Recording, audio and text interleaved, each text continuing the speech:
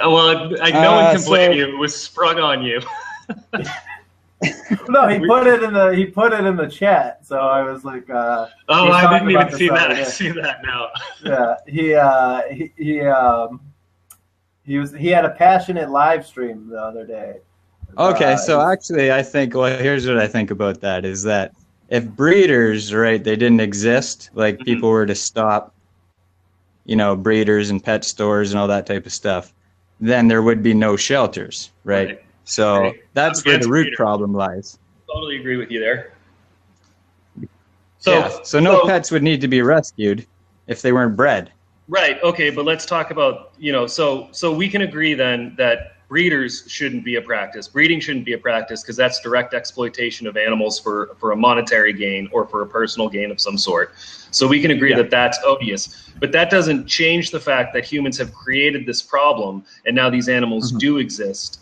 And, you know, not only do these animals exist, they have a propensity to spread disease. If they're not taken care of in some capacity, they'll starve to death, or, you know, they'll continue to reproduce unabated in the wild, and their population will continue to explode. So the best solution for them now is for them to be adopted and put into homes where people will take care of them responsibly. You see, I think, like, by people adopting them, then it's like you're solving the problem for them, right? So you're going to adopt these pets. They know you're going to adopt them, so they just keep putting them in these humane societies, right? So then, therefore, the breeders can keep breeding them, people can keep buying them, then they could keep ditching them in the woods or whatever, they get round up into the trucks, then somebody goes and adopts them, right? So it's like, they know you're going to do that. The difference is, though, so the ones that end up in the shelter, though, if they end up in the shelter, the breeder doesn't get any money. Right, so the breeder, there's no incentive for the breeder to have pets end up in the shelter. The incentive for the breeder is to breed them and sell them directly for a significant profit. Yeah, I think society, though, and the government would have to deal with it in a different way, and then they'd start worrying more about the breeders, right? Compared to, is somebody going to rescue these animals, and then the attention would be shifted onto the breeders because they're now in the spotlight as the problem. Right, but what I'm saying is, if you're already, by not going to a breeder, you're already taking the, like, okay, say instead of, the way I see it is like you go to a grocery store and then somebody's like, well, somebody already killed the animal, right? So like, if I don't eat this meat, they're just gonna throw it out. That's the way I see it. Is like, if I don't adopt this animal, then it's just going to die. That's not a fair analogy. The analogy that would be closer to that would be like the food that was already on the grocery stores that went spoiled or is about to be spoiled, and now the grocery store can no longer sell it, goes into the trash, and someone digs it out of the trash and takes it home and eats it. Do you have a problem with that? Yeah. Well, like, kind of, because it wouldn't even exist, right, in the first place. Right, but you're not paying for it directly, so you're not incentivizing them to create more meat. They're going to throw that meat out anyway. That meat's going. I think it's different though, because the grocery store isn't expecting people to go digging in their trash all the time and rescue the meat, but society is expecting people to rescue the animals, so that's not really a good analogy. A lot of shelters, you actually have to. There's some fees that you have to fucking pay in order to rescue that animal. To my knowledge. Well, yeah, you got to pay fees because you got to license them and you got to neuter and spay them and you got to take care of them responsibly. If you do that through a breeder, you don't necessarily have to do any of those things. You can just pay the money and go.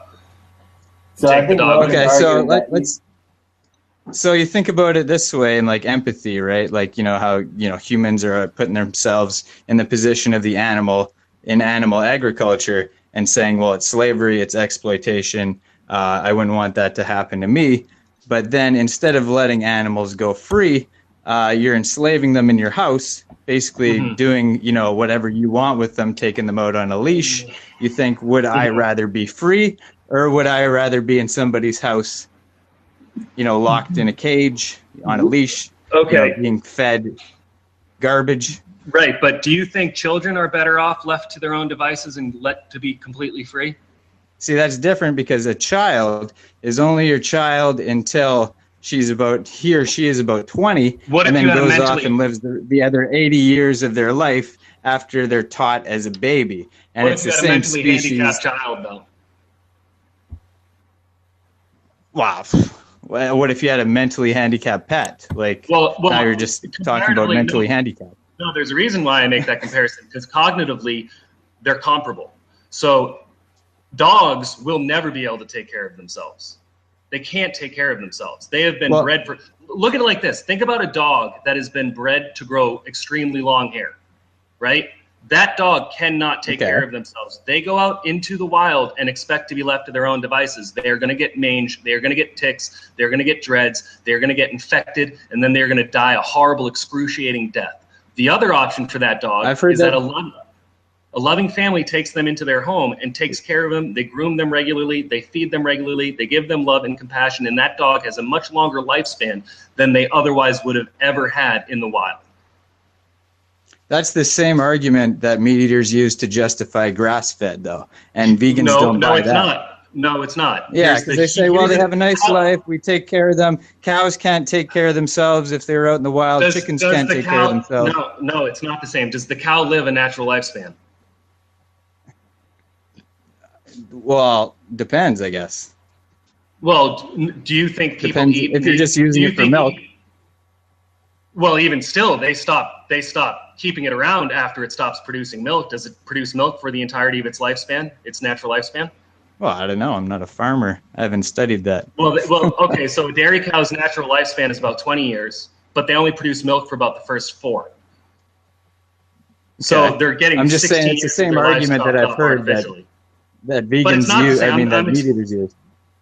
But it's not the same. It's not the same argument, though, because meat eaters are using the animal for a completely different purpose. I am not using the animal. I am providing the animal with safety and sustenance for the animal's benefit, not for my benefit. That's the difference. Yeah, I disagree with that too. Like, I would say 99.999% of people are rescuing animals for themselves, for their own enjoyment. And it really has nothing to do at all with, I want to protect this animal. It's, oh, these bunnies or this cat is so cute and I'm going to show it off and it's going to be like a toy.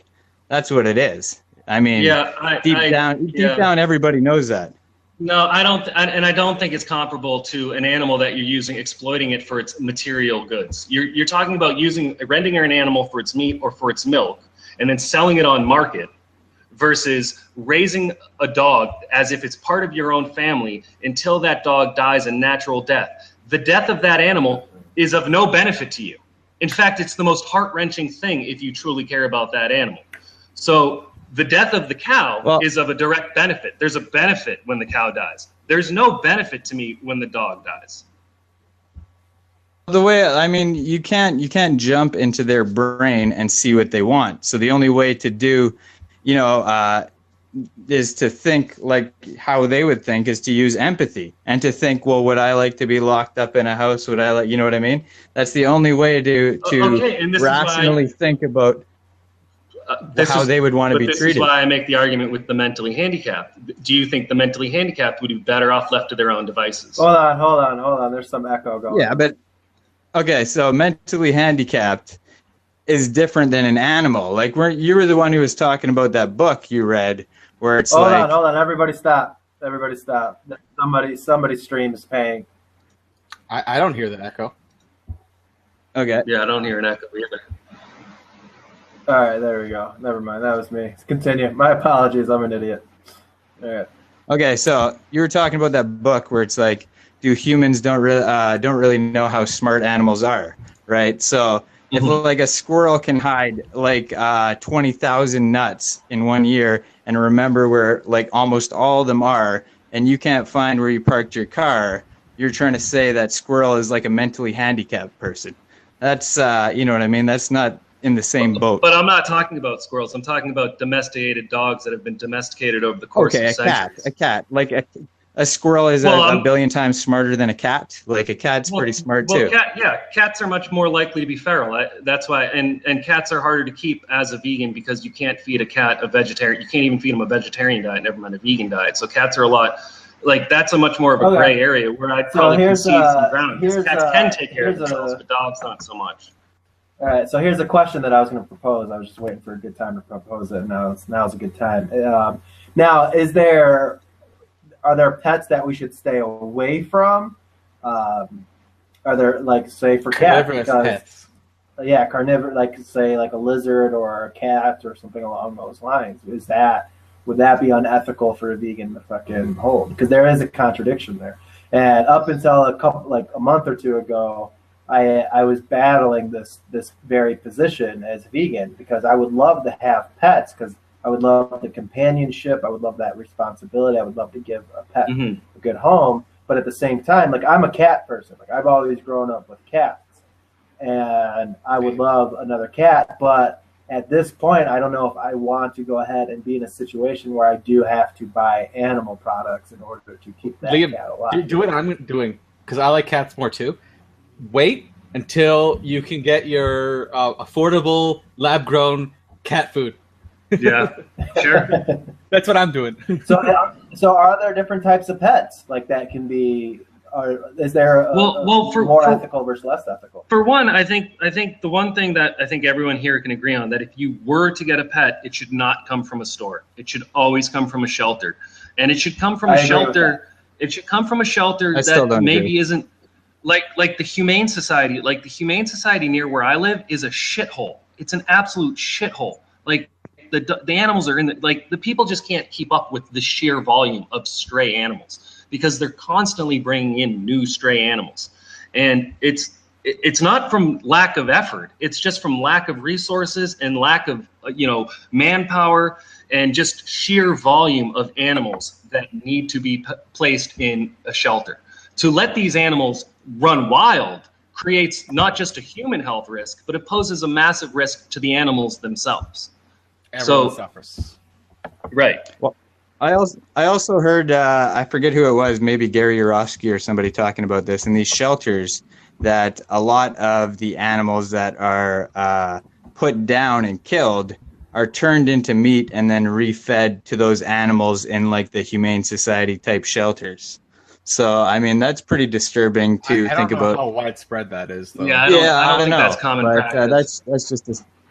Well, that's a side note. And that shouldn't happen. And one of the ways that we can help mitigate that for at least some of these animals is to get them the fuck out of those shelters as fast as possible. And also, I would get political with this and try enforcing things like spade neutering and trying to get rid of breeders, or at least regulate the fuck out of breeders, so to make them at the least economically viable as possible. And also, all these illegal breeders, they need to be like in prison for like extended periods of time. Totally agree. So here, let's do this because I think Logan's arguing more from a philosophical standpoint, and Tim, I think you're arguing more from a pragmatic as well as a logistical standpoint. So let's address the philosophical question, and then we'll see if we can talk more about the logistical manner of, okay, we have this problem, what do we do with it? So can we do that? Let's just assume we have a magic wand to fix the problem so we can get rid of the practical things, and let's just think inherently, is it ethical to own philosophy? pets? Yeah. That's an interesting question. Which one are we talking about first?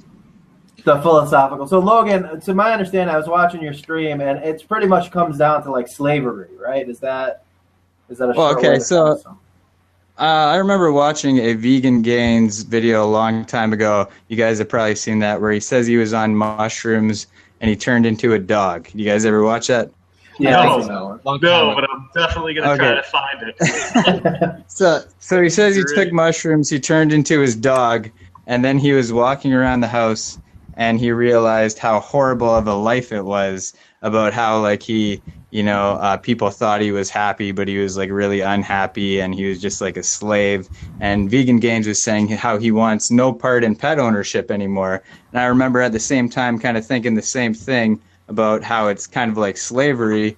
And then later on, I noticed him getting, all these dogs and bunnies and stuff. And that's why I started making videos about it, because I thought how ridiculous it was that he changed his mind as soon as Jasmine was there, right? So to me, I think the same way, that it's exploitation, and it's like people are only doing it for their own enjoyment. See, I think there's no Mother Teresa pet owners out there. Well, like, I don't know. he lives in a little Toronto apartment, right? I mean, there are people with pets that have giant open fields, and like this isn't really so much pet. You're going to pet in practice rather than pet philosophically as well, because I feel like there. Well, he's saying there's essentially exploitation because you're using the pets and like that's the same argument as grass fed though, because they got a bigger cage that it's okay. That's still not okay just because the cage is bigger. Yeah, so I'm going to join your side on this, LoganBlake. Wait, I like saying you're holding Thunder Bay personal trainer LoganBlake. So yeah, how I look at it is, or how I did, is that these pets, they don't really have a choice, and we're forcing them to be dependent on us, and they can't consent into that. Isn't it the same with when you're having kids though? No, because you raise your kid as a baby, and then they move out once they're smart enough. Right, but that's not his point. His point is the kids never consented to exist to begin with. Yeah. They never. It's the same with the dogs, and you could have kids that are dependent on you too. And I mean, like I didn't consent to exist.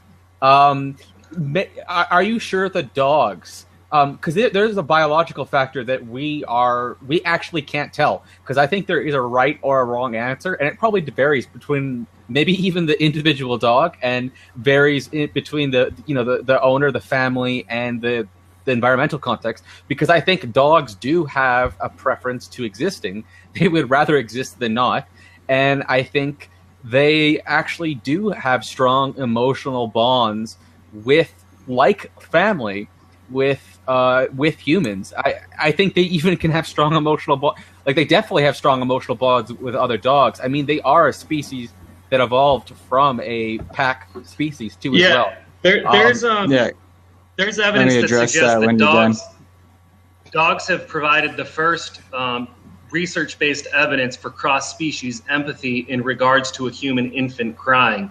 And what they did was they tested the cortisol levels in dogs and in humans while listening to an infant crying, and they noticed the cortisol levels raised at a similar rate, meaning that the dogs responded as empathetically to the crying infants as the humans did. And in fact, the dogs exhibited behavioral traits that were beyond what the humans would do in response to the crying infants. So in a way, the dogs were actually more empathetic to the children than the humans were. So the dogs have this incredible capacity to empathize with humans and to, and they domesticated themselves. Like you go back into the anthropological record and to look into how dogs came to be, they domesticated themselves. Wolves moved closer and closer, and the wolves that were less timid moved closer and closer to human tribes, and eventually allowed the human tribes to domesticate them.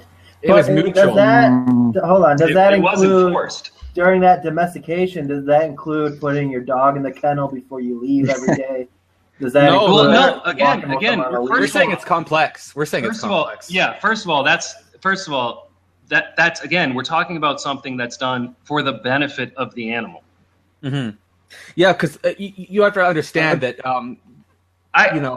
we're like the adult in the situation, because they are kind of like a kid. How are they not an adult though? Yeah, like they are because you got to compare what an adult means in terms of their survival and replication. Well, no, when I say adult, I mean like prefrontal cortex. I mean we're children compared to a species with a much greater prefrontal cortex. It means capacity to look after your own well-being.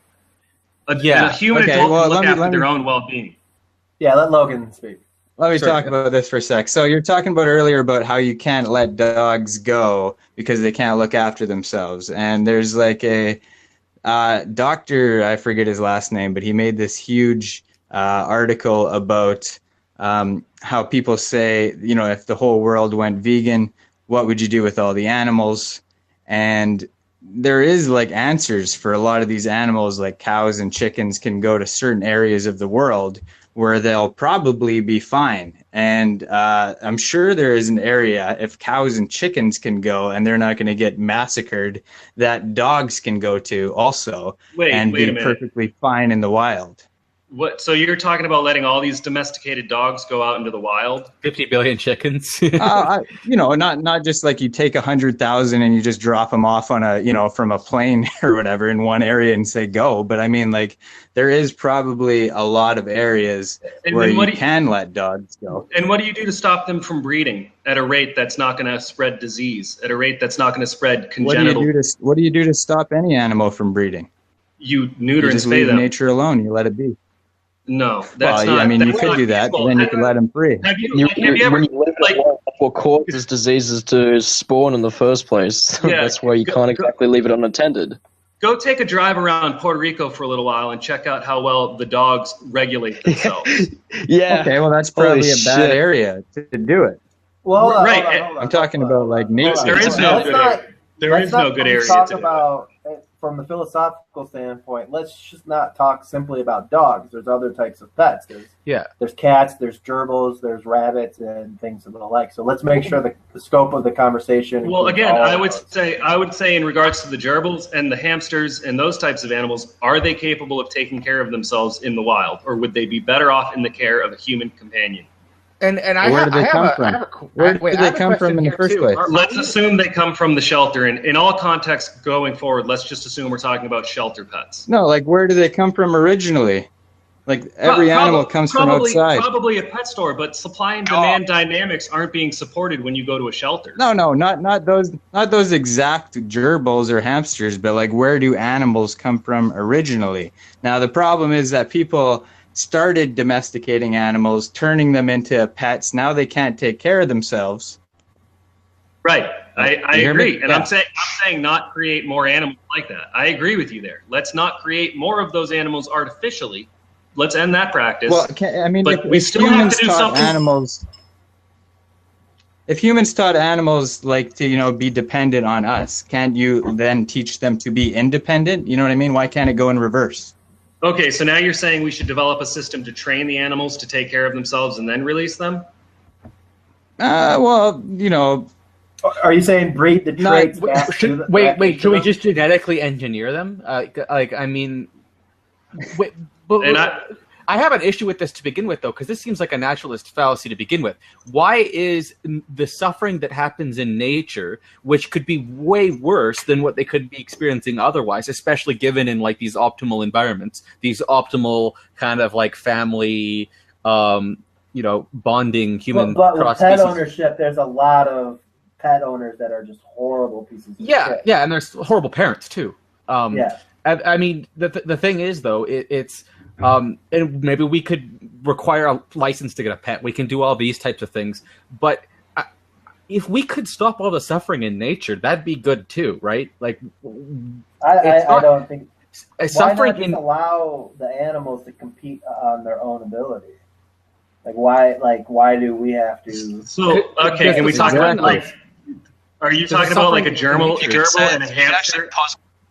You can posit a ethical argument to say that you're basically, all right, so say for instance to control specific populations, so only the most apt to the function of evolution to adapt to the environment, in other words, species should be prospering and living, so that way the symbiosis is between species that are completely peaceful and non-detrimental to the environment or to each other. So, like, couldn't we just say that we let the, say for instance, because I think that it's probably up to the about time that carnivores become effectively like defunct to the evolutionary chain. We can survive without. I'm sure probably we'll be able to survive without carnivores or detrimental species. Here's what I'm saying. I'm saying it'd be ethical to do so, to let that happen. Fuck the gerbils, right? Just let them off into the fucking wild. All right, so if they die, you're sentencing the gerbils to death. That's your non-vegan solution. That's your vegan solution, is to sentence the gerbils to death. I'm allowing them to necessarily a bad. It's not necessarily a bad.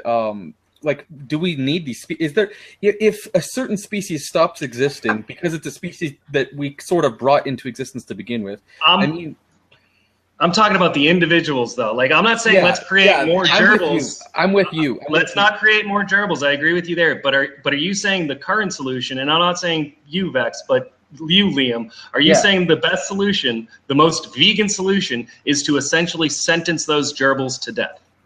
I would hold on. I wouldn't say that's sentencing them to death. I would say they're being allowed to live the lives that, quote unquote, they would want to live, right? Or they're giving an opportunity to live completely free, filled with liberty, as our pal Friend Ed would say, is liberty is one of the moral pillars, right? Because it's in the chat. What's up, Friend Ed?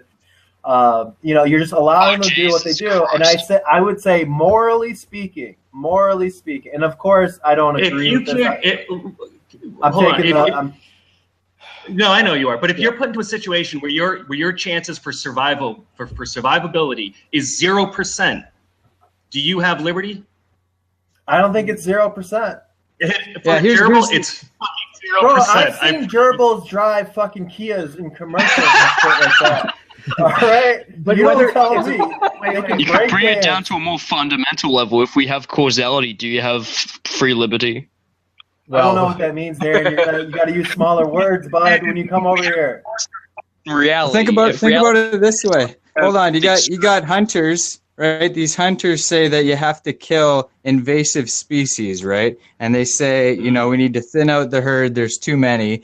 And really, if you just let nature be nature, the weak ones would die, and the strong ones would keep living. That's not how it always works, though. It's not always that simple. I'll give you a perfect example. The Galapagos Islands had a problem with goats that were left there by sailors who came there a long time ago, and the goats were devastating the ecosystem there. They were killing it off. The only solution to the goats problem was to kill off the goats. That was the only. They tried other solutions. They tried to do sterilization programs. They tried to tag certain ones and sterilize, do targeted sterilization. It didn't work. It just kept getting worse. And all the other natural life forms that belonged on the Galapagos Islands were at risk for extinction unless something was done with these goats that weren't meant to be there. So is your solution to those goats to just let them be, let them just destroy the ecosystem of the Galapagos? Because that would have ultimately resulted in the death of the goats anyway.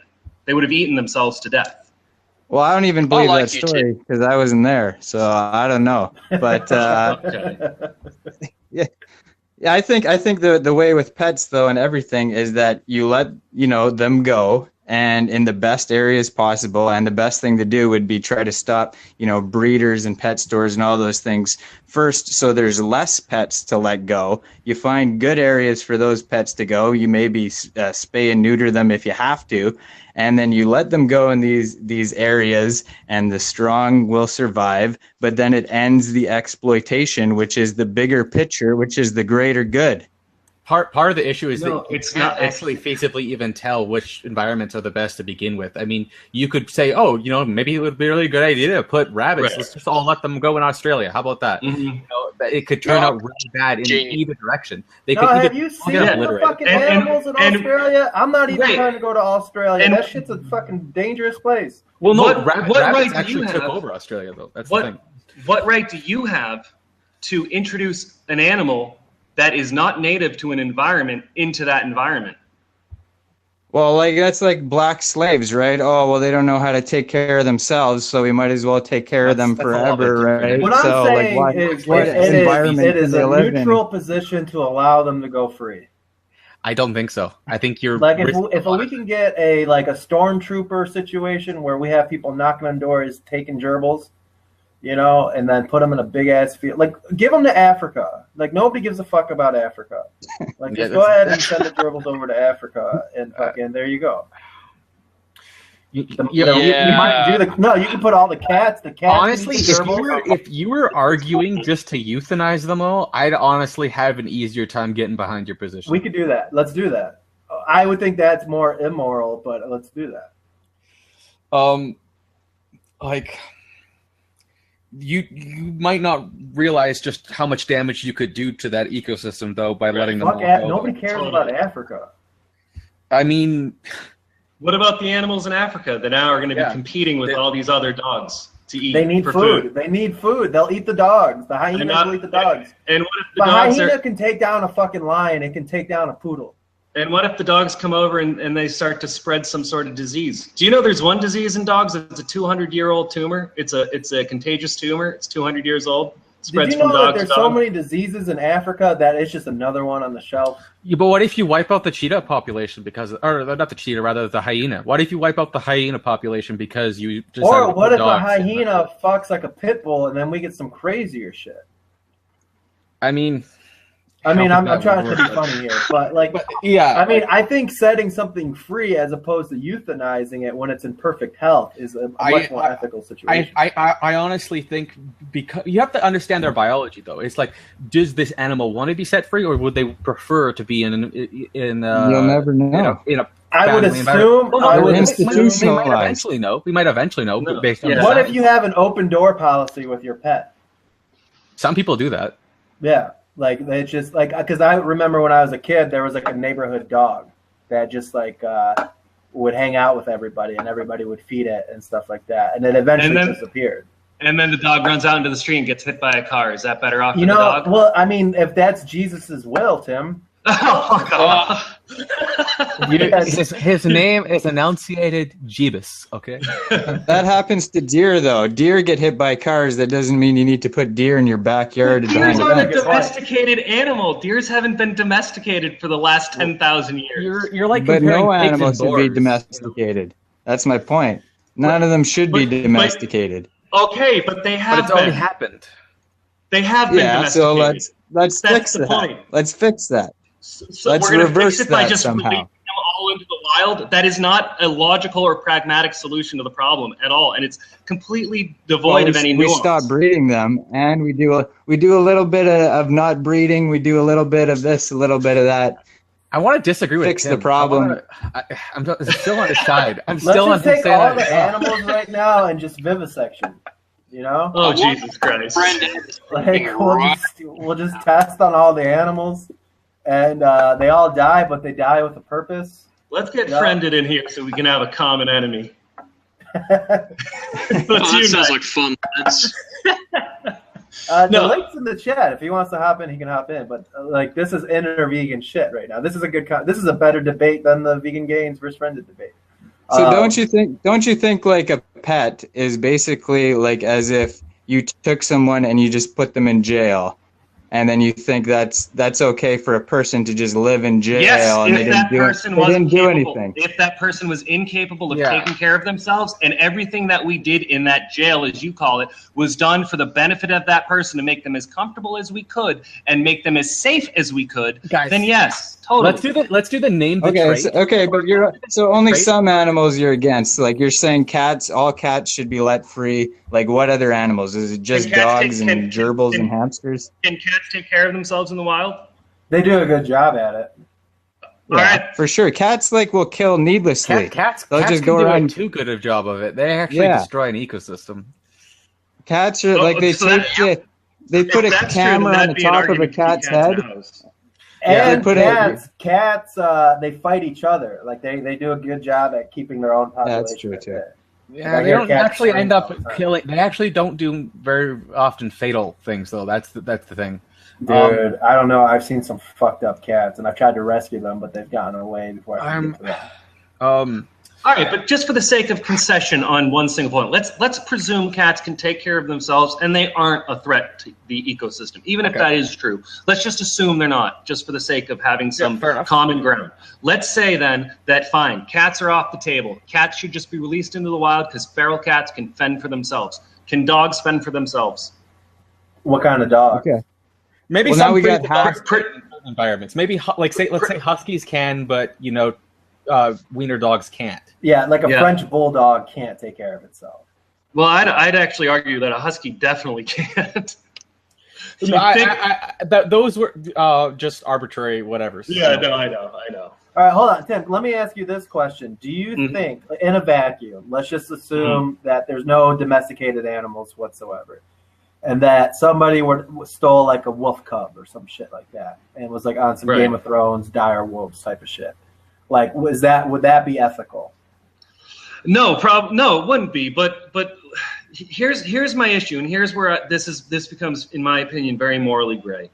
If we hadn't had in the past increased our understanding of animals by studying them, would we have ever gotten to the point of veganism to begin with, or would we just continuously exploit them? Like if it wasn't for behaviorists and ethologists and people like Franz Duvall or Joyce Poole or even Jane Goodall, if it wasn't for these pioneers in animal behavior and animal cognition, would we ever be at a point in history where veganism is even on the table? No, at least not anywhere right now. It would be so much further down the line.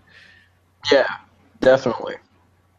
Right. You still have ethicists. Although the Buddhists had vegans 4,000 years ago, though. That's true. Still did the Jainists. Still did the Jainists had it even longer ago. Can we agree that if because there's a problem and pet ownership is a solving a problem, right?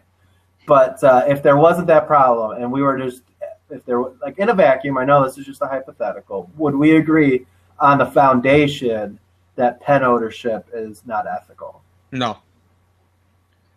Are you saying devoid of any domestication? Yeah, ever? devoid like of domestication? any domestication. Oh, totally. Yeah, totally. No, totally. I disagree. Yeah. Sweet. I disagree with Tim. Okay, well, think about it this way. Have any of you guys watched Rick and Morty? I've seen a few episodes. Yes. Are anyone familiar with those Meeseeks creators? They live forever until they can't stand existing, and then they want to die. Mm-hmm. It's ethical to help them die. It depends on the biology of the animal. If an animal, you could just make a new hypothetical species, and it wants to exist, but it wants to live with humans. Okay, and it's completely. That's what it wants to. It'll look for a human. It'll be like you can adopt. Can you please adopt me? And they're companion animals, the new hypothetical species. I mean, it completely depends on the biology of the species. We'd actually have to determine the psychology of dogs, and I mean to actually be able to answer this question for certain. So I'm agnostic whether it is or not, and I would say it varies between species. Some species might actually prefer it. And for example, if we take this to the name the trait situation, if we take humans in an alien society that's far too complex for our small little human brains, but we have these, these like Buddhist vegan aliens that care about their humans, and they give us everything we would ever want, and they give us all the foods and the perfect human condition. They have other humans that they can relate with, and they think they couldn't consent to that, but personally I'd be okay with it. I'd be an alien pet. I don't know about you, but I think that would depend on the biology and the individual. And we can't know that right now. So I don't think we can either answer for certain either way. Yeah, no, I'd agree with that. I think I was understanding the nature of the question in a different context. Let Logan. God damn it, Tim, why do you gotta agree with me? Okay, sorry, bud. So dogs domesticated themselves, right? So they came up to humans and was like basically wanting to hang out and be friends and whatever, right?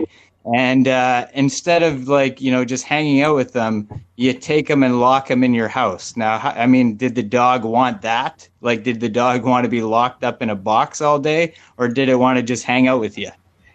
Right, but you're making it seem like 10,000 years of domestication occurred like overnight. It just didn't. This took a long time to get us. And the lock in the box thing too. It's just like, okay, well now there's bad types of pet ownership and there's good types of pet ownership, and we could figure out, if it's actually for the betterment of the animal or if it is not, and if the animal truly desires it or if it's in their better interest. I mean, we take humans that are depressed and want to kill themselves, and we don't let them kill themselves because we know, for instance, it's in the betterment that they're more likely to change their mind in the future. So we take that agency away from them, and we lock them up temporarily, for example. I mean, it's so dependent on the context. Right. If there was a theoretical human with the propensity to walk into roads where it's going to get hit by cars, then we would probably restrain that human for their own safety.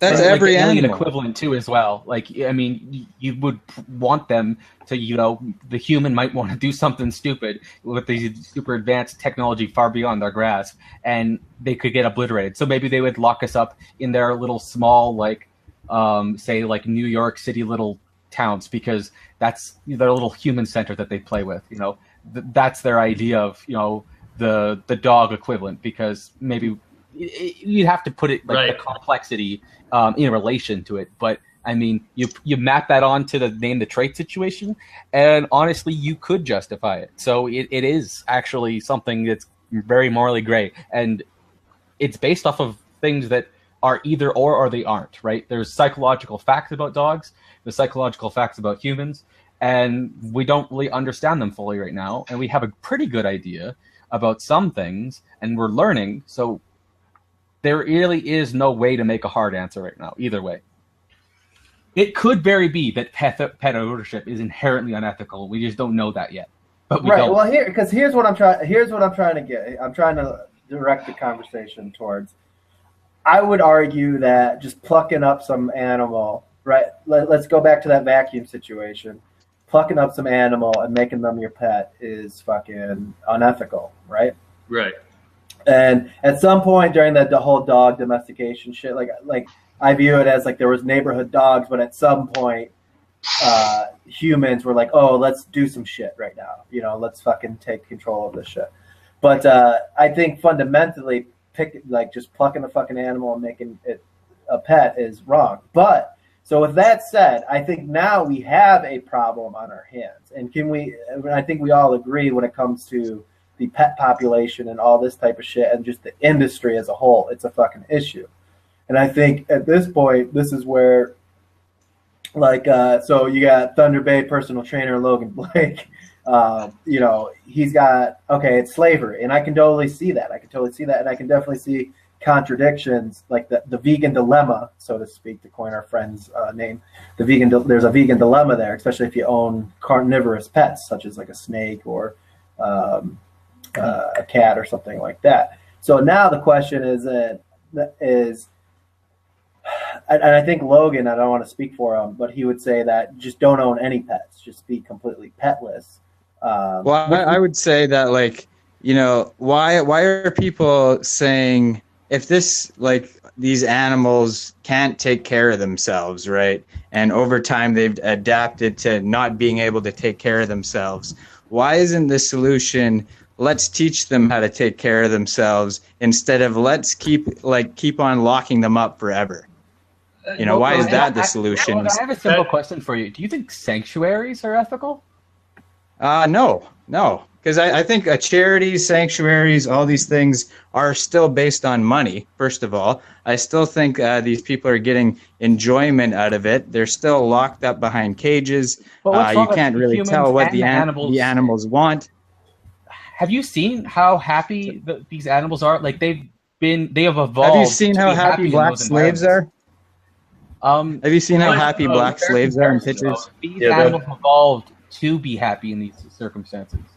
That if you've been to a sanctuary, I'm not sure how these animals are at peace. Like, the black slaves were not at peace and happy and content. And they weren't satisfied, and they weren't, going up to these people and having emotional bonds, and here's another thing: if you put a guy in jail for 40 years, he's going to be at peace. If you put someone in jail, they become institutionalized. I don't think he would be, though. That's the thing. You put a guy in jail, I don't think he would be at peace. You put what's that thing? What's that? What you may call it? That thing people. I can't believe I don't know the fucking word right now. Where people fall in love with their Stockholm syndrome. Yeah. You know, I'm not sure how that how that exactly would map onto these animals, and maybe some of them are and some of them aren't. Let me run some anecdotes by you, since you're using anecdotes from fictional books. I'm going to use some real life anecdotes. Let's talk about the pig that I work with at the animal sanctuary I work with, who was covered in mange from head to toe because the breeder just completely neglected the pig, is now 100% healthy, happy as can be, has playmates, has friends, gets fed every single day, is taken care of, is given love and affection like it's never gotten in its life. Was it better before or after? Well, is it better than being in the wild? The idea of intervening with nature is what I'm against too. Like if animals like injured or whatever, right? Are we going to go around saving every injured animal? Wait. Are we going to let the weak die? Fallacy? It makes no sense, Logan. Right, I'm not talking about wild animals. I'm talking about domesticated animals, which wouldn't be allowed. Okay, well, I'm seeing them all as wild animals because I'm saying they should all be wild, is what I'm saying. They're not all, but that's not reality. That's not the reality we're living. They've evolved from them. All right, everybody, one at a time. One at a time. Yeah. All right, I guess I'll go. Now nobody wants to say fucking specifically. Talk. All right. Just in particular, I need to point this out. That nature is not goodness or badness apt. Okay? And neither is intervention. So, Logan, if you intervene with nature, that is not a goodness or badness apt question, but the consequence of which, say, for instance, if it produces or begets more well-being than, say, for instance, dysfunction to evolution, to evolution's function, to basically to have a species adapt to its environment, that is the goodness or badness apt question. It's not just simply whether you intervene with nature, that in and of itself is good or badness apt, because it's not foundational to moral principle. It doesn't beget moral principle. The only thing that can beget moral principle is consequentialism. Humans are. You got to repeat that in English now. Humans are a product of nature. I mean, let me run another anecdote by you. There was a free martin cow that I worked with. What if sanctuaries were acted just like hospitals, and then once the animals are ready, you just let them go, or have an open door policy? Where does the cow go? Better. Wherever the fuck it wants, bro. If the cow wants to live in New York, let that shit live in New York. If that motherfucker wants to run around in Montana, liberty isn't the only virtue, though. I think we're losing sight of that. Yeah, no, the Jesus farm Christ. sanctuary. No, Brenda told me that liberty can be the foundation. So if no, it's definitely not the most. No, for real. No, you make sure extension. the cow has well-being, right? You make sure that it's like good to go, all of its legs work, and yada yada yada, and you have an open door policy, which will probably be more helpful to the sanctuary. Okay, the cows will probably go out and die, and then that frees up space and money. Right. Okay. So you let the cow go, and then the cow dies of dehydration because I live in a desert area, or we spend all the money to ship the cow across the country. So now we're going to be vegan enough to ship them across the country so that they're in a place that's more of a natural setting for them. And then what? And then we just keep sending them there, and then we just keep sending them there. And who's paying for all this? And what kind of damage are we doing to the environment? We're gonna take the money from we're gonna reallocate the money from the meat subsidies. There's so many logistical problems with this. There's so many logistical problems with this. It's not even based in ethics, though. That's my problem. It's based on whether it's just the concept that nature's better than non-nature. But in reality, if we could reduce all the suffering in nature with a wave of a wand, we would do that. If we could take I would not do that. You wouldn't remove all the suffering and increase all the well-being in nature. Yes, I would. No, because dude, like in Street Fighter, you shouldn't just keep nerfing characters. You should just buff the characters. All right. So I'm increasing the net well-being, so you're going to be having more fun in Street Fighter. Yeah, bro. No, no, but you're saying that we want to take away all the suffering, right? So imagine playing Street Fighter, but you couldn't do any damage. You know? But the thing is, you don't die once you lose in Street Fighter. Bro, you actually died when you lost in Street Fighter. Sense. I'll give you. Can I give you some other examples? I win the debate. Let me give you some more examples. I work with like horses, some of whom have neurological disorder because they were abused. These horses cannot, if you let these horses out on their own, because one of them in particular, he has neurological disorders. He can't find where his feet are sometimes. If a horse trips and breaks his coffin bone, that horse is as good as dead. Do you think that horse is better off in the care of a human or left to its own devices where it might break its coffin bone and then starve to death, wailing and crying out in pain because there's no one around who's allowed to help him because it wouldn't be vegan to help that horse? I guess you're looking at like individual animals, right? Like if we help these animals, is it going to be greater for these animals? And the answer is yes. But I'm looking at the bigger picture. Like, we need to end this all some way, not just keep bringing these animals to sanctuaries and humane societies and balance pet the ownership. individual and the collective. You have to balance these two things out. You can't just look at the bigger picture and ignore the individuals, because to do so would ignore the bigger picture of the individual's well-being. That's true. If you keep helping the individuals, they add up, right? Well, right, and the sanctuary is a solution to this problem. Well, you seem to have a little bias with your sanctuary there. Yeah, of course I do, because I work directly with these animals. Check your sanctuary bias, all right? Yeah, yes, of course, I have a bias to the well-being of these animals. Propaganda. Here's what I'm saying is, what concern is it of mine if an animal's out in the wild doing its thing? Like, why do I give a fuck about its well-being? Okay, do you think it would be better if there was more dogs who were stray dogs and just left to their own devices out on the highways and streets? Do you think it's better for society to allow cholera into our water streams because animals are all dying? And all the other animals are on the streets though too. Like, we can't just keep all the animals off the street. You could build those overpasses. So you want to artificially increase that number? No, we'll start issuing hunting licenses for fucking stray cows and dogs and shit. That's the same argument though for thinning out deer, is because they walk into the street. Well, the only reason why they have to do that, though, is because the fact that they kill all these carnivorous animals because they kill the wild stock, the livestock populations, though.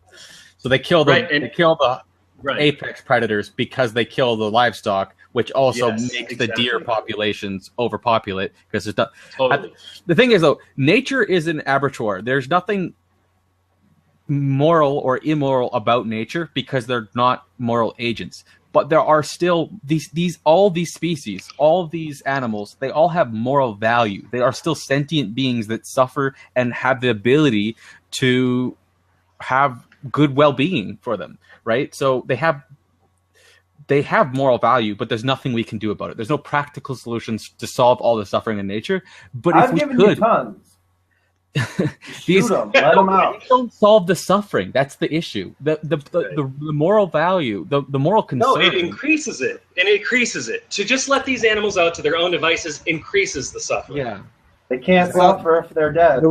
The weirdest thing is humans are the ones causing the most damage and disease, and they're the most invasive, overpopulated species, and they're, being left to starve to death and do all these other things, and people are just adopting pets, and that's how you can tell it's just for their own enjoyment. Otherwise, they'd be adopting starving African kids and trying to help them out.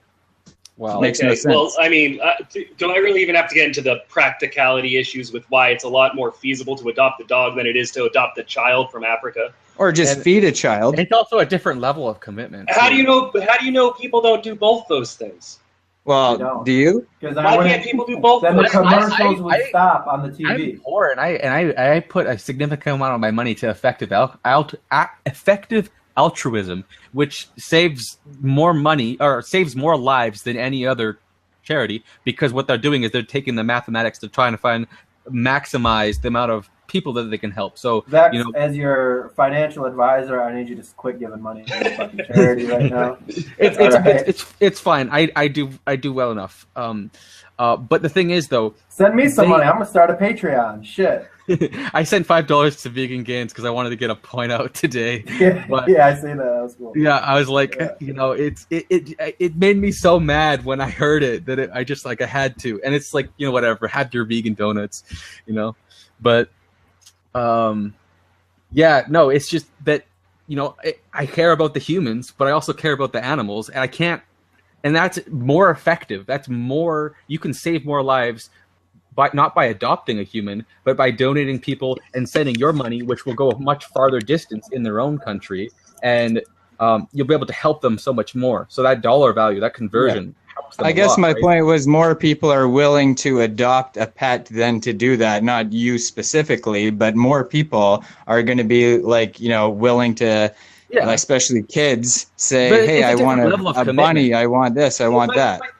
Okay, so let's say people do it for selfish reasons. People could just as easily adopt a kid from Africa for selfish reasons. Yeah. Or they could send money to Africa for selfish reasons. Hopefully they let that $10 kid. for selfish reasons. Hopefully they let that kid go outside though, and hopefully they let him go when he's 20 years old. Otherwise, they of course I hope so. Unless that kid's incapable of taking care of themselves, like a dog. Well, yeah, okay. Well, if you got a mentally handicapped dog that can't take care of himself, then okay. It's not. It doesn't need to be a mentally handicapped dog. It's a dog. It does not have the cognitive capacities to take care of itself in any stage of its life. Well, there's some pretty crappy animals in nature. There's like sloths and all that. I mean, sloths are probably okay, but there's some pretty crappy animals out there that can take care of themselves. So it's hard to say if a dog could do that or not. A sloth evolved to live in the environment it lives in. A dog was artificially altered to live in a human context. So well, everyone's got to start somewhere. To ignore that context. Right? All right, I think I know what Logan is getting at. So when he's saying we should train them, he's saying allow nature to run its course so they can adapt. So we let them go. And so we just gotta kill off. We made them adapt to our environment, so they need to adapt. That at least ends the exploitation and the slavery. And what about when dogs? And what about when dogs who are stray start coming up to people and hanging around people's houses and lying on hang their out with porches them in the at night? street. Just like a squirrel comes up to you and takes a peanut from your hand. You don't steal the squirrel. All those dogs that are running around, in the street that are spreading disease, we just let them to continue to spread that disease.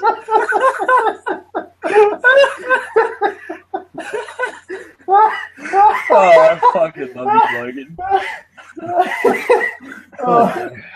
Oh my God, I'm sorry. That was awful. I fucking love you, Tim. Oh, you don't steal the squirrel. Oh, I love you all.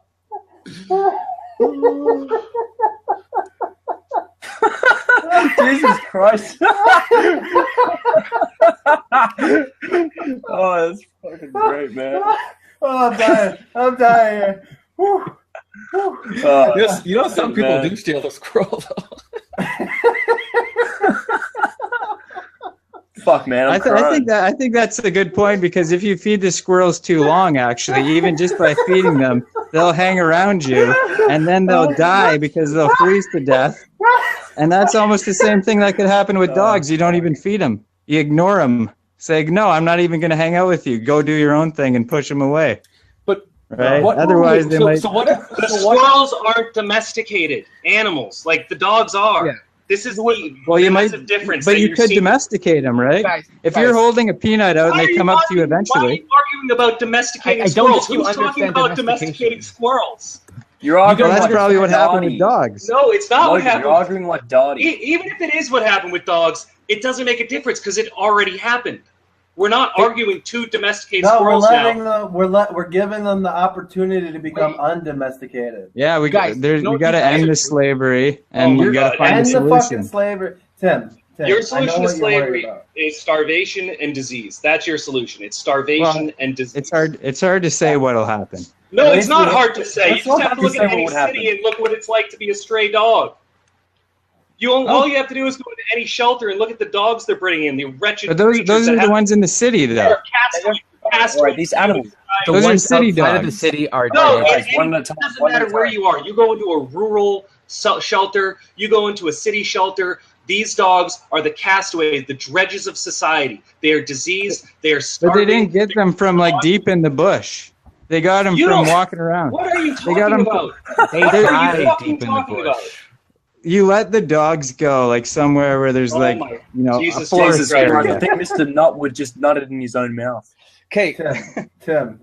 I think you're just worried about like Planet of the Dogs. I think you're worried about the dogs taking over, bro. Everybody just needs a minute. Dude, I'm not. Oh my God, you guys! I'm worried about not just that. I'm worried about the human well-being when disease spreads around. When you're just talking about releasing a bunch of dogs into some ecosystem, some unknown perfect ecosystem that we don't know if it exists or not, but we're going to just release it into it. It's all going to work out hunky-dory. The dogs are going to train themselves to be wild again, even though there's no reason to think that would ever work because there's no evidence of that working ever in history, that's going to be our solution. Instead of the solution being something more practical, like let's get people to take care of the dogs. Yeah, call it slavery. That's going to really convince people of your argument. Just call it slavery. Wait. What if the species genetically evolved to prefer being enslaved? What if the species evolved? And it's not even technically slavery, because you could even say that parents to their own children would qualify as slavery. Because so kids grow actually shut up for your kids didn't consent. Guys, this needs to be stipulated. There are categories of ownership. It doesn't necessarily mean that it's all equal to slavery. It's ridiculous. You didn't even go to sleep yet, did you? No, I was trying. Oh shit! Was that coming through? Yeah, it was, you slut. Fuck! I turned off my mic. What the fuck? Anyways. Yeah, thanks, Logan. Hey, that's Thunder Bay personal trainer LoganBlake there. That's fucking vegan. The thing is, like, nobody's gonna get a disease if they go vegan, so we don't need to worry about that. Vegans don't get sick. Dude, you understand how diseases spread? Holy fucking shit. Yeah, you can still get a disease if you can spread rabies if you just let dogs out unmitigated. What do you think happens to the risk of rabies if we let all the dogs out of the shelters? Why do you think they keep dogs in shelters to begin with? It's to stop the spread of diseases like rabies. It's because dogs are a human health risk. They don't put the dogs in shelters for fun. They put the dogs in shelters because it's a direct human benefit to not let the dogs run around unchecked, unmitigated. To have any other solution completely is devoid of any understanding of how disease vectors work. Okay, so we already agreed that we should let all cats go, right? So that's the same argument for cats. Well, no, I don't necessarily agree to that. I was just being conciliatory. Yeah, it's more complex than that. You're a wild motherfucker, love Tim. you, Tim. You're a wild motherfucker, Tim. You're getting heated. Tim, I think you should say something nice about Liam now. You know, I can't. Liam knows he's my boy, and I love you too, Logan. I disagree with you on this, and this is something I'm obviously very passionate about this topic. Can't you believe? And I know a lot about it. I can't believe Tim is getting as heated as he is now, but not when he does with his friend, because I get the opposite. Jesus Christ. I'm not heated when at all. When I listen to his voice, I get hated. Yeah, I get heated with friended, but like with you guys, even though I have the exact same positions as Tim, like 99%, it seems 100 so far, actually. The thing is, he didn't have good arguments. My arguments are solid, and he's got a personal bias. Your arguments are coherent. Jesus Christ. Your arguments show a profound ignorance for how disease vectors work, a profound ignorance for how ecosystems work. You've only taken first order consequentialism. Your arguments are predicated on some fantasy land scenario where we can just release dogs into Candyland, and they're all going to be happy on their way to the fucking Candyland kingdom. All right. Okay, so what's the solution then? You haven't given any solutions. You've just said we're just going to continue with pet ownership forever. No, I didn't say that. I said you stop breeding and you take care of the dogs that need to be taken care of now. Yeah. What can also happen? We can also teach them whilst they're under ownership to be more ready for these kinds of environments. No, this was my argument. No, this is what will happen. Teach them to be a different species. This is I'm pretty sure that's the argument I made. This is what will happen. Dogs will be taken care of for as long as they need to be taken care of, but we stop breeding. So if there's dogs that need to be taken care of, we take care of them. But eventually, the dogs will die off as they are in this state today. It won't happen for hundreds of years, though. I could agree with that. Let's be realistic. That's not going to work. It's not going to work. Well, what I originally said was if you stop all the breeders, which is the root problem, then you wouldn't have pet ownership. I agree to the original thing I said, and that's pretty much what you just said. I agreed to that right off the get-go. Yeah, we all agreed to that. You also said we should release all the species. Time out, babies. Time out, babies. Time out. All right. Time out. Okay, thank you. Sexy beasts. All right. All right. So we're on to problem solving now, okay? First and foremost, let's go steal some squirrels. We agreed we have to stop breeding. We have to stop breeding. All right, continue. This is like Lord pet ownership was such a difficult topic. It's a crazy one. if you've studied, oh my god, I'm merely an onlooker to this entire discussion, but there are quite easy answers to it. Like, Because here's the thing, Tim, your solution reminds me of like, how do we deal with overpopulation? Oh, we'll just give everybody birth control, and I don't think that's a solution. No, okay. The problem is with the human context, you would be talking about restricting people's freedom who are capable of making their own free will decisions. Whether it's good or bad, you have no right to impact that decision, right? Because I'm okay with that. That I understand. But what I'm saying is the problem isn't preventing the breeding with overpopulation. The problem with overpopulation with birth control, we're also not trying to get rid of the human species. Right. It is a different context. Let's get rid of the dog. So let's just kill them all. Let's just euthanize them. No, let them go extinct in the same way the pandas have gone. That's serious. I honestly think the euthanasia is more ethical than just letting them out to the disease and suffering. I would agree and too. I would actually agree with that. Suffering. Okay, so we've got one solution on the board. Otherwise, we let them die in the same way that pandas die out. I think it's a bad solution. I've seen dogs die because they were attacked by a coyote and ripped to shreds and bled to death and choked on their own blood. And I've also seen dogs die because they were given pentobarbital. And I can tell you right now, the pentobarbital, I would take that any day over getting mauled to death by a coyote. All right, so we got stop breeders, right? That's going to be an option for other shit. But we all agree that just euthanizing all the pets would be an option. All right. Is there a more ethical option than all euthanizing? Yeah, taking care of them. Yes, exactly. Them, bringing them into your family, making them part of your family. But how does that stop pet ownership? You're fucking logical. You are logical. How does that stop pet ownership in the long run? Because you're not breeding them. Because you're not breeding them. You're not paying them. You're not paying people to breed them. Okay. So what you have laws process? Where I'm in California, there are laws. You have to get your animals fixed. You have to. You have to license them and get them fixed. That's a solution. That's a solution. But it won't work unless we stop breeding too. I mean, there's political elements to this that we need to do as well while we're doing this. Hold on. Yeah, okay, we stop breeding them, but like, how do we make sure that happens? Like, what processes do we put into play? Because yeah, if animals stop breeding, of course, right? But how do we put that into play? How do we social interaction between its species? Wait a minute. Let me make sure I'm clear with what you're talking about. Are you talking about forced breeding by human intervention or just animals breeding in the wild? So it could be both. It could be because that's essentially what's going on with all these pets that need homes. Okay. Right? It's not just breeders who are fucking shit up. It's what happens is the reason why you spay or neuter your pet is so if they do get released into the wild or whatever that that they don't have a litter. Okay, can I address both those points? Yeah. Okay, so for the first one, the ones in the breeder context, you want to stop the breeders from breeding, you take away their monetary incentive by getting your pets from a shelter. Okay, which is what we've been doing as a society. Yeah. Right, and we got to continue to promote that. And so people who do promote that, there's a lot of people who promote that. Adopt, don't shop. I think most adopt, don't shop is a common. So, and then the second part that you pointed out was the breeding in the wild where the animals are released. Well, I can tell you for sure the solution to that isn't to just release all the animals willy-nilly and leave them. Right. We're talking seriously now. The solution to that is, again, the same thing as I just said. Adopt them from a shelter, fix them, get them spayed, or at the very least, keep them separated from other dogs with whom they could reproduce. So I feel again, the solution is adopting what's them. going on.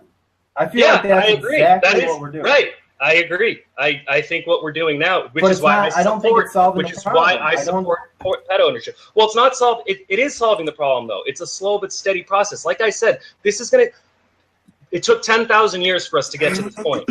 We're not going to fix it in 10. Or do you think the world has to go vegan before the pet shit gets solved? And I'm honestly still not even convinced that pet ownership is even inherently unethical either, to be honest, especially with domesticated species that evolved in this context. So hold on. When I started this and I said I'm against pet ownership, and then we started talking about it. I thought you were for pet ownership, but you're only for pet ownership temporarily until we could solve it and then have no pet ownership. And I'm agnostic on pet ownership. Well, I mean, I'm kind of with Bex on the like dogs domesticated themselves, but for the most part, no, I don't think we should be forcing animals into a certain scenario where they're bred for our needs and our comforts. Yeah, I think the breeding's unethical. But if the animals exist in a way where we could have a mutually beneficial relationship with them, where we get some companionship from them, and then from us, they also get companionship, but then they get shelter and food and care, then yeah, I'd say that's beneficial to both parties involved, and I don't see it as a system of exploitation. You know how, I don't agree with that because you can't jump in their brain and see if they like it. You're just assuming that they like it. We don't have the technology for that currently. That's why I'm agnostic on it. Yeah, but we can go ahead and view that observationally. Yeah, exactly. Thank you, Liam. They have brains. Totally. I just want for all the listeners, because I've been playing devil's advocate. I do like. I'm going to leave it to each vegan to make their own decision, but I'm not against pet ownership, and I don't think you should just let them go out into the wild. But I think there's some merits in those arguments. Let's say there's a theoretical hormone that's directly linked to happiness, right? And just for the sake of argument, let's assume it's oxytocin. If you could theoretically test if when my dog sees me, her oxytocin levels rise, would you say that means she's had an increase in her happiness? If I fuck you, if I rape you and you have an orgasm, that means you enjoyed the rape. Yeah, or institutionalized. That's the same thing. Come on, that's not even remotely close to the same thing. Yeah. Oh, of course, you could be happy in jail. That doesn't mean you'd be more happy free. Yeah, like somebody can get like a really good blowjob from another dude. Wait. Okay, but you're saying we can't tell if they're happy. Yeah, these are completely false equivalencies. I mean, are they? Well, not really, because you're locked in a house or you're locked in a jail. You have to. You have to categorical errors. They're not the same thing. Okay. Right. Why would someone be locked in a jail? I don't know. The thing is, they did something bad, but you're just enslaving these animals for not even doing something bad, so it's worse. No, it's for their benefit. It's for their safety. It's just like when you have someone who's mentally psychotic and they can't control their impulses, you don't put them in jail, you put them in a mental hospital, and you take care of them, and you show them compassion, and you give them all the things they need to be as comfortable as they can possibly be. But you certainly don't let them go run around willy-nilly, because not only are they a threat to other humans, they're a threat to themselves. And they're not going to be happy out there either. It's a parenting of the dependent. All right, hold on. I think we're getting away from some constructive. But you were talking about mutual benefit and them being happy. You weren't talking about them being a threat. It is a mutual benefit, just like the thing I just said is a mutual benefit. It's a mutual benefit to society. It's a mutual benefit to the person in the mental hospital. And also, that's not even a fair comparison. You have to give it to aliens that are far more advanced than us, too, as well. So, equivalently so. So, we make these dog toys and all these various things to entertain the dogs, and we can take them on these motor vehicles, and they put their heads out of the cars. Imagine the alien equivalent to that to us. Imagine alien video games, and they're entertaining us, and they got little human companions for us. You have to compare likes with likes. I mean, you're comparing a human situation to a human situation, and it's really unfair to compare it to the prison. The most closest is the mental hospital, or that mentally disabled person that you look after, even though they're older than 20, right? That's the closest thing we have here, but even that's not even fair. Well, what about society itself? People would see day-to-day people just as slaves to society, to the government, to whoever, right? People would probably be better off being free in some ways. Yeah. Hold on. I got a question. Go ahead, respond to his. Well, I mean, it sounds like you're saying that anarchy would be better than. No, that's why I said in some ways. That's why I said. I mean, some people are just complete slaves to society. But you're making the anarchy equivalent to animals, though. That's the thing. The anarchy equivalent argument for animals. let's. I want to get to solutions. I think we've both aired out our points between mutual beneficial versus slavery, et cetera, et cetera. So now let's approach this more pragmatically. So Tim, you've proposed that essentially this is what I'm getting from you is that we should just continue with how we are as a society treating pets, as far as just make sure if you do adopt a pet, you know, you get it from a shelter or wherever, not from a breeder or a puppy mill or, you know, any of those situations where you buy, especially if you go to like Petco and get a gerbil, don't always go to a shelter. And I think every vegan would agree with you, the ones who agree with pet ownership, as well as I think the majority of society. I think we're in a majority here when it comes to adopt, don't shop. I'm challenging that. I don't think that's enough. I think we need to go ahead and add to that, and that's kind of my question to you, because I don't think it's going to be enough unless we do get to a point where we are a vegan society, which is a very long road away. I mean, who knows? Right? Well, what would you add? So one thing I would add is, okay, so perfect. This is my point. So what I would add is breeders would be completely illegal. Oh yeah, I mean, I'm totally for that. I mean, so we were going under that assumption. Yeah, no, but well, I'm just trying to make it clear because I want to be able to. Enough. If it's okay with Logan and Tim and everybody, what I want to do is cut out this portion of this video for pet ownership, and then have a vegan, LoganBlake debates Tim, or vegan debates vegan about pet ownership. Because I think that was what I was saying is, like, you know, pet ownership is a fallback, and you know, adopting animals is a fallback, and people know that, you know, there's going to be people adopting, so the breeders are just, you know, going nuts, and, you know, the society knows they're going to be adopted, so who cares? And so my point was, if people did stop adopting, like, that would, you know, kind of send a message in a way. That I was trying to get at that earlier too, but you kind of talked about other stuff. Gotcha. Okay, so if nobody adopted, then those pets, but at the same time, with that approach, what will happen is, and this is kind of OG Mizen's response to antinatalism, is there's always going to be people who are going to go ahead and get those animals. So instead of you providing a good home for that pet that you could have taken that responsibility on, somebody else will go ahead and do it for you. And what will happen is that pet might not even have a good home. Because there's always going to be people. There's always going to be a demand for pets. Like it's part of. Besides the fact, you know, if I could just add this, like, I think for me personally, if I didn't have a dog, I'd never have gone vegan. I would have never gone vegan. It was because of my relationship with my dog that I started to understand. And I know this isn't true for everyone, and this is only my personal anecdotal position, but because of the bond I had with my dog, I was able to understand the value of all animals.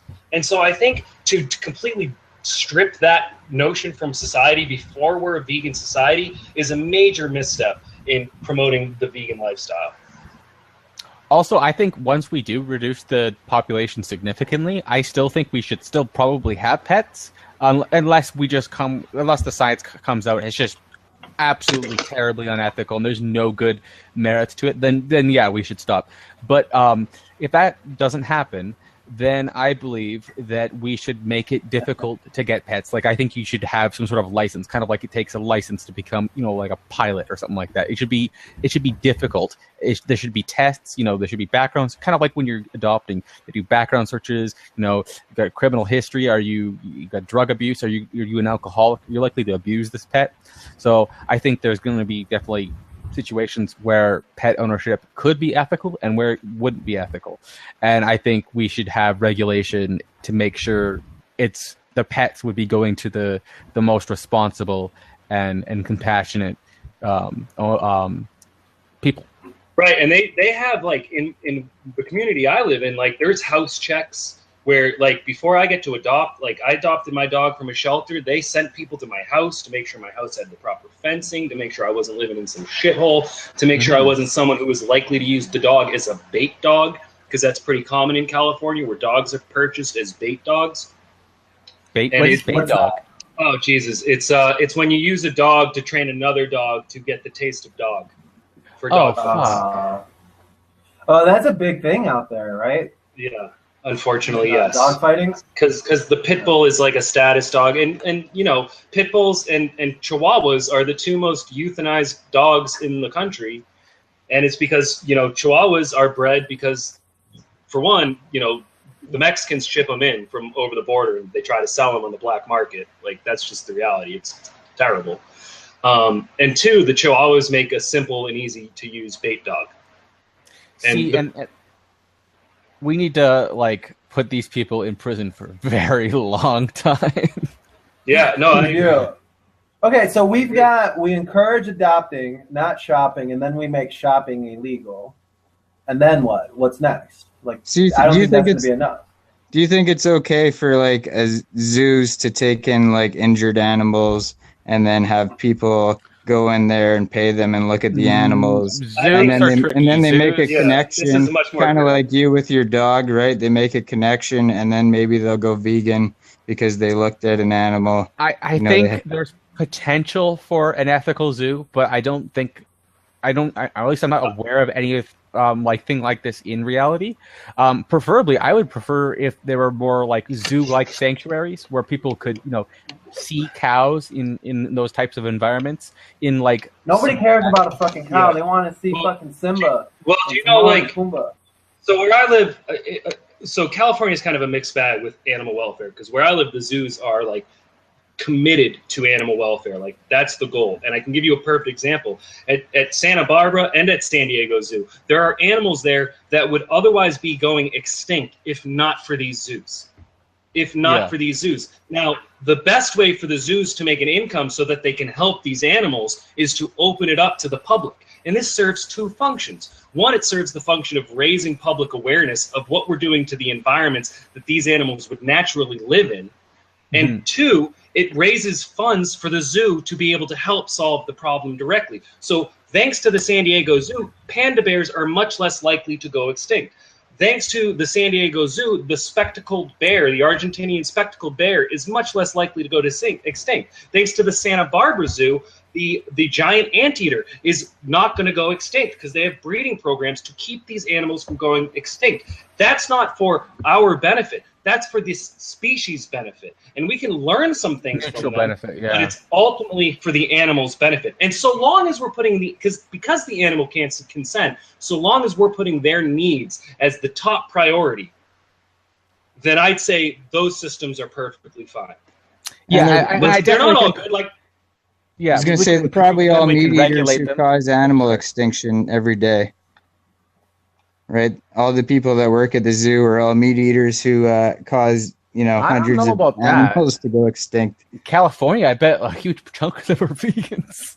Yeah, I mean, I don't think condemnation of the individuals who work at the zoos is necessarily condemnation of the actual actions of the zoo itself. Yeah, they're probably ignorant, but you know. Yeah, I mean, they might be, and I'm sure there's a lot of cognitive dissonance. Like, I work with veterinarians and I work with people who work in 4-H and animal industry all the time, and all of them have this disconnect where they don't see the merits of veganism. I haven't met a single person, unless they are vegan, which is no. I haven't met a single vegan since I've been in animal science. Not one. I've met vegetarians, no other vegans. Yeah, that's can we agree on one thing though, that Vegan Games apartment is way too damn small to be having all these damn pets. It's too damn dirty too. Clean that shit up, bro. Well, clean that shit up. I think it's too dirty. Here's a question though: if you get an animal from a breeder, are you even a vegan? Did you get it before or after you went vegan? Yeah, that's a valid question. Well, Vegan Games got it after you went vegan. That leads you to veganism, but you can still be a vegan and do such things. I had like a 12-year-old cat before I went vegan. I had a 12-year-old cat before I went vegan. We want me to kill the cat. Let's go vegan. I mean, like your goal is to feed it byproducts and like the cheapest, like the leftover remains of the industry. You know, the stuff that doesn't like there are cat foods and dog foods that feed like full chicken breast, like ground up and stuff like that. Don't I'm go with for you those though, Logan. He shouldn't have bought that wolf dog. Yeah, well, I mean, it's the definition. If Yeah, the that was the definition of stats version. veganism is an ethical stance against the exploitation of animals, and you pay somebody to exploit an animal, how is that vegan, right? Right. No, I'm with you on that one. That's- I totally agree. It was just irresponsible. Yeah, I agree. So what Yeah, about the if bunnies, you're though? Is looking that to cool? utilitarianism, you would be a utilitarian if you went against those actions, or if you went and did those unethical actions. But it's not against veganism, because veganism, all you have to do to qualify being a vegan is not eat animal products. Well, I disagree with that. I don't agree with that either. Not What just do you not mean? eating That's animal literally products. the definition of veganism. You can't No, evade it that. isn't. The only thing No, that leads you there's to multiple veganism definitions. that you must follow in order to be a good So vegan is the this leather philosophy, jacket otherwise vegan you're then? reasonless. No, hold on. No. There is a good vegan and there is a bad vegan.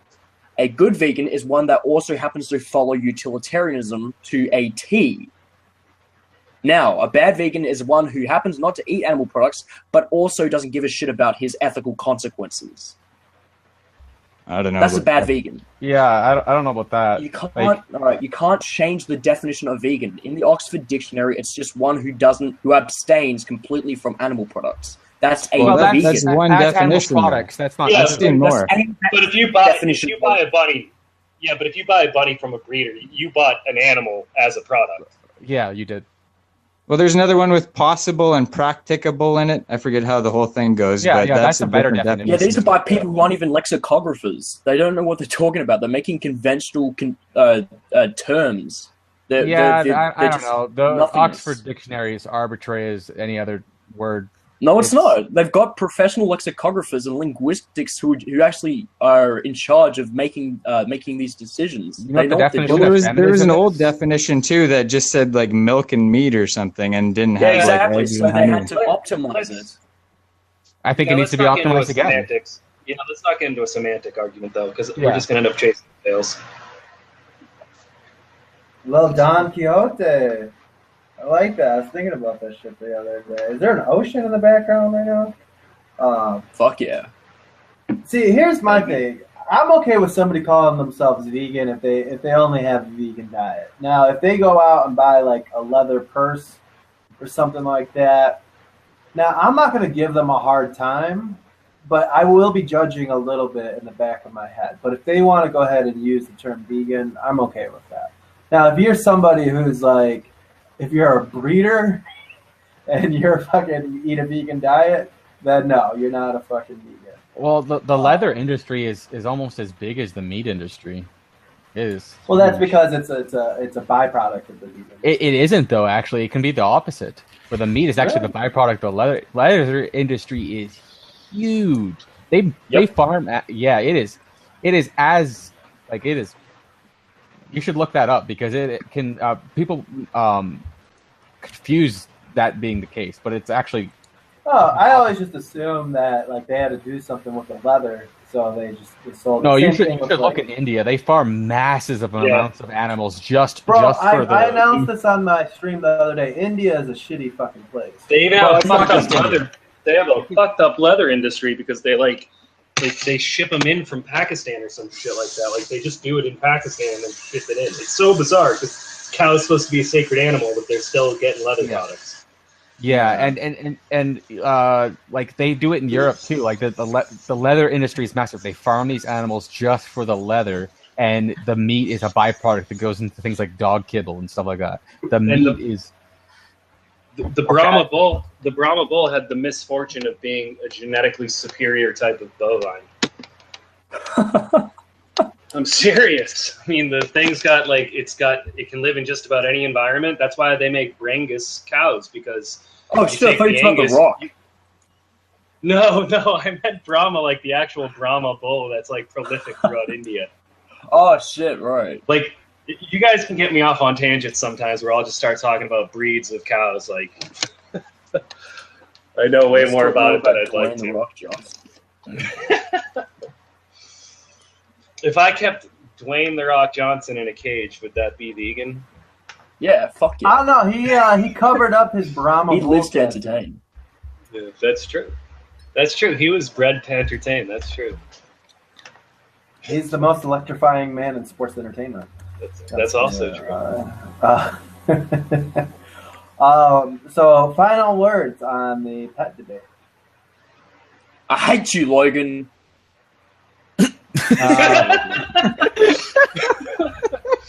I love you all.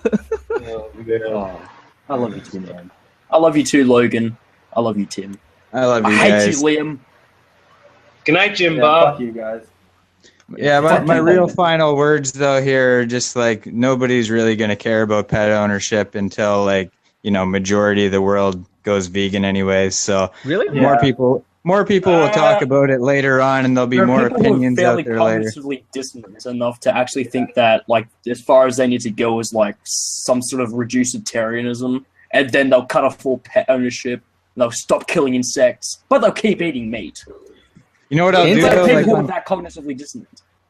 you know what I'll do on Facebook? I'll put a post up of like something that's kind of a gray area of veganism, and then these people will like try to bash my post who are vegans, and then I'll go to their channel. I'll see that they own pets, and then I'll just call them complete hypocrites and slave owners until they get so offended that they block me, and I find that entertaining.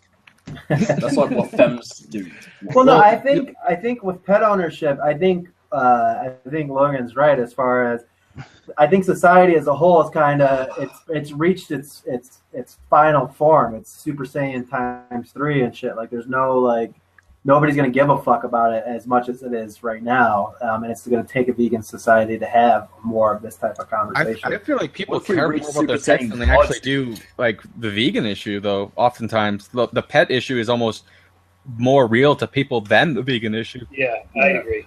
That's what I was just thinking. Yeah, it I'm was like, just ridiculous. I God think damn, if you Tim, look- do you just agree just for the sake of agreeing with me? No, I'm doing it just to mug you. No, if you look at things like Earthling Ed's videos where he goes out to the people protesting the Yulin Festival, they're protesting that because they care about dogs as pets and they want that shit to stop. But he'll talk to those people and they'll be like, yeah, fuck chicken, fuck eggs, I eat all those things. I eat pigs, no problem.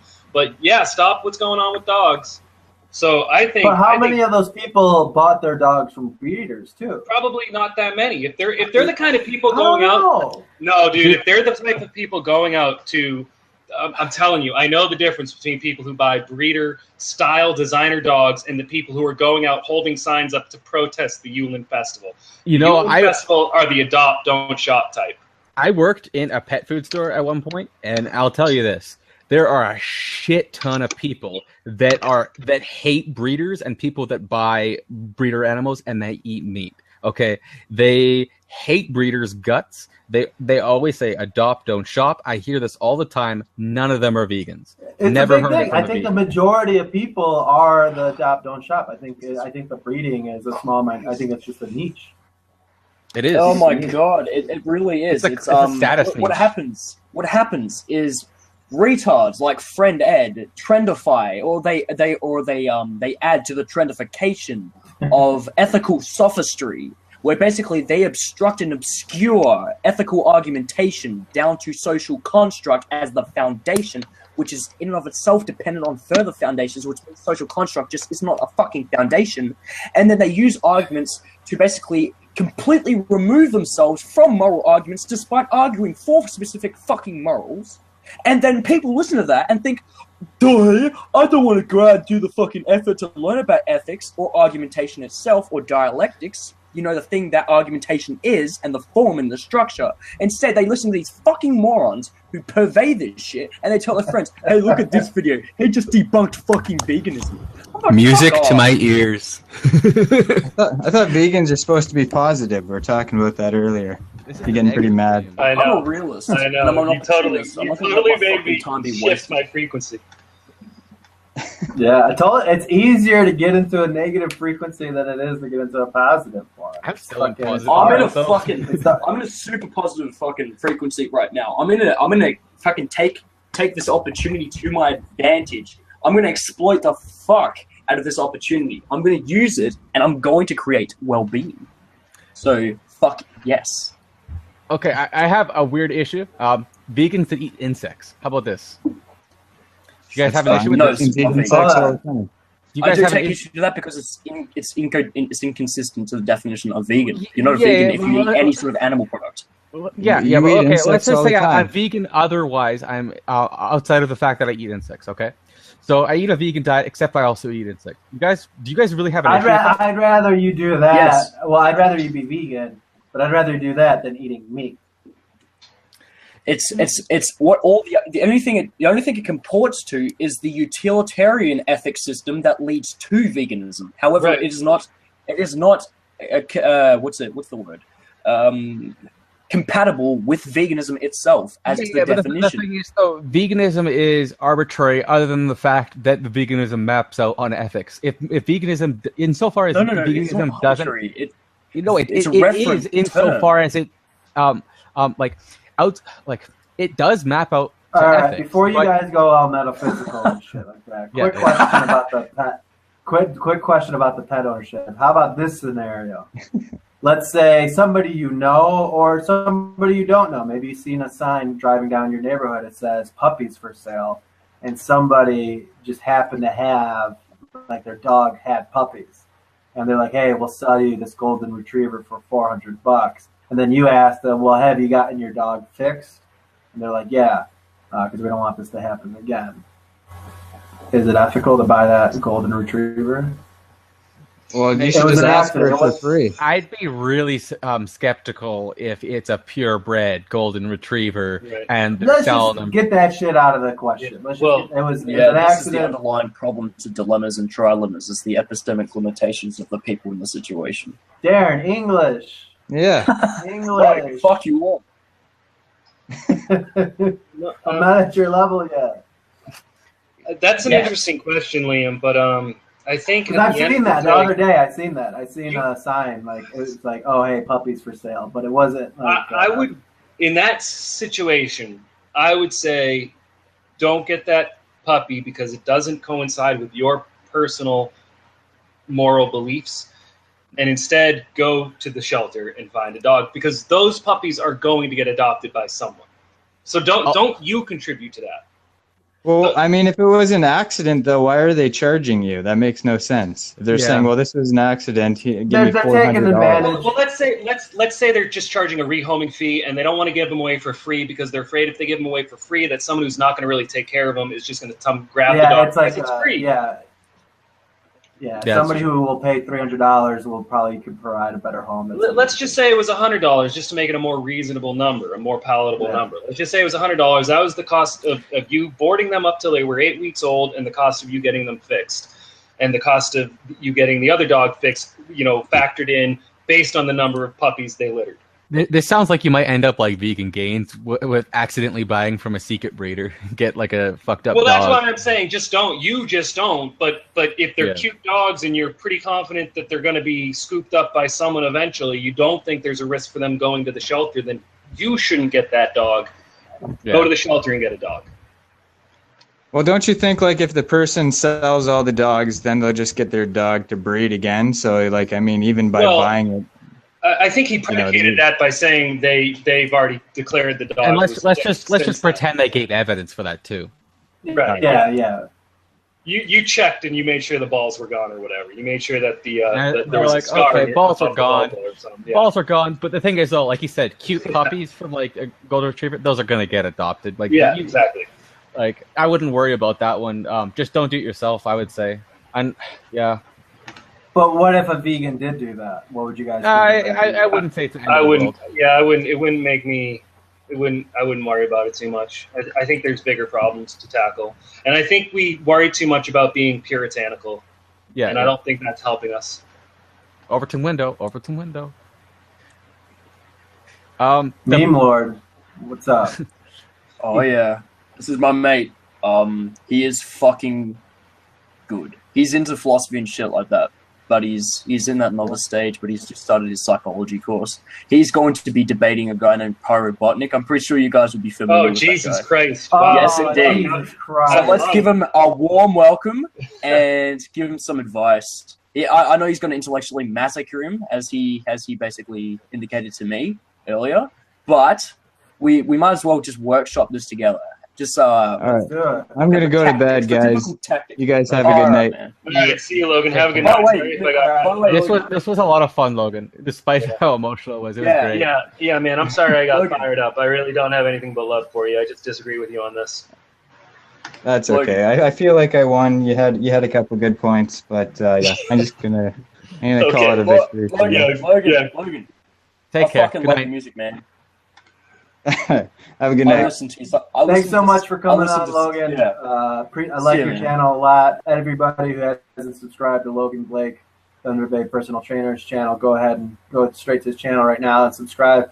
Keep it up, man. You're a fucking hustler, and you're killing it with how many videos you're putting out. I'm just going to go ahead and adopt the friended technique and say that the thumbs up means I win and the thumbs down go for Logan. So if there's more thumbs up, then I win. Yeah, the you and your friended friend. Oh, goddamn. Yeah, Mean Lord, we can't hear you. Yeah, I can't. Fiddle with the Mr. microphone. Nut. I love that name. I don't think Yeah, Logan we likes can, me that much. No, there was a lot going on, and that conversation got heated. Yeah, and hopefully I didn't put him on the spot there, but he was talking about how vegans need to have those debates within ourselves as opposed to. Yeah, I think Logan's biggest problem is he doesn't read up a lot of the shit that he espouses, and he's the kind of guy to also reject the idea of looking into things that he talks about. So he'd be like, "Oh, I'm not into all that bullshit. I'll just keep doing things the way I'm doing." Well, maybe this is. He learns things via very slow, fucking osmosis. Let's just put it like that. I mean, there's different people out there. I mean, maybe he's a busy guy. I mean, let's just say his osmosis is as slow as molasses.